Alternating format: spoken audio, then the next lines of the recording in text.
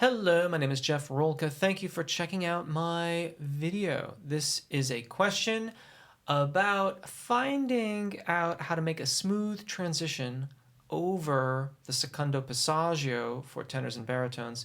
The break is what it's called oftentimes. Here's the question. What is your opinion on voice coaches that teach you to compartmentalize and exaggerate the extremes of the voice in order to find a balanced sound, like taking your highest head voice note and pulling it down as low into chest voice as possible, and taking your lowest chest voice note and stretching it as high as you can into the upper call register. Then, after experimenting with those extremes, you can find a balanced voice. So this is a commonly used technique to try to help people make a registration event happen. And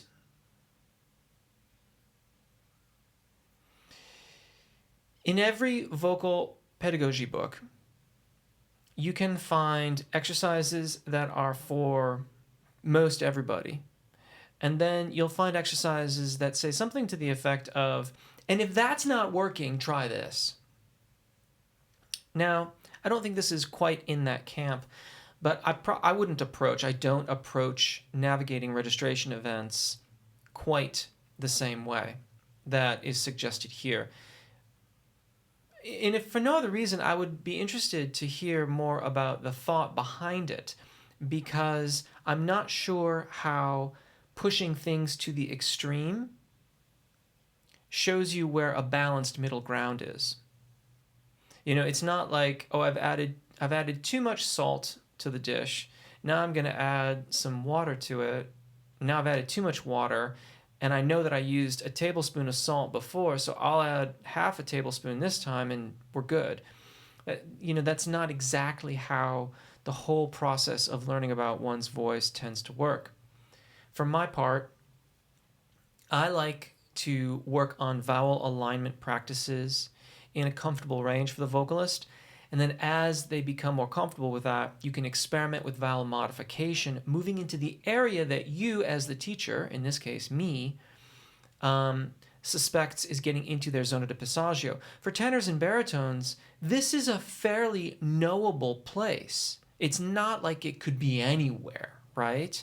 So, you know, if I'm working with a tenor or a baritone, it doesn't matter if you know it or not, you could be uncertain about it, then unless they are demonstrating some profound kind of presence here, and I might add profound and consistent with the other notes here, then their primo passaggio is gonna be somewhere right around here.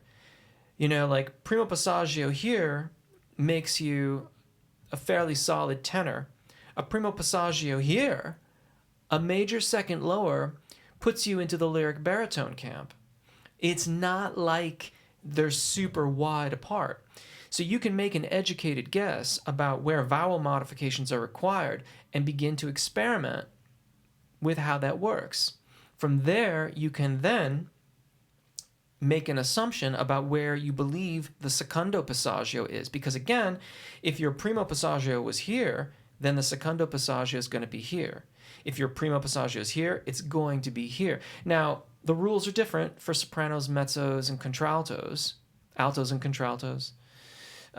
But speaking specifically about tenors and baritones, we can work off of those assumptions so that you don't have to try to squeeze out those high notes or pull down the head voice, the cricothyroid dominant singing voice, to try to kind of come to some idea about where a balanced place is. You work with the vowels, you work with the vowel modifications. I do use some compartmentalization to my technique, but I use it to get the vocalist to reliably access an aspect of their voice and then be able to willingly use it again and again. So for example, in one of the first videos in my high note method, I ask the vocalist to make sure that the top note is cricothyroid dominant and to use a rather affected sound. You can clearly hear that that is my cricothyroid dominant singing voice. And the rest of it must be in thyroarytenoid dominant singing voice, even if it is in the zona de passaggio and leaning towards cricothyroid. And we put them together.